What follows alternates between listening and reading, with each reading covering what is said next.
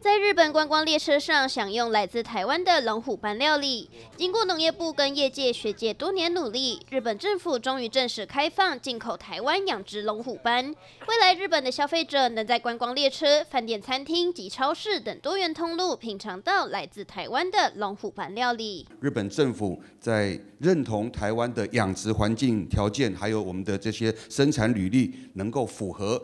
进入日本市场的卫生安全要求。那所以从去年的10月30号，日本政府正式公告开放台湾的养殖的这个龙虎斑可以输入到日本。农业部表示，龙虎斑是台湾主要高经济价值养殖产业，年产量约达1.9万公吨，产值44亿多元。近年来，农业部投入冷链建设，确保渔获品质，提升加工跟养殖技术，也瞄准日本、美国、新加坡等高端市场，抢攻海外大型通路。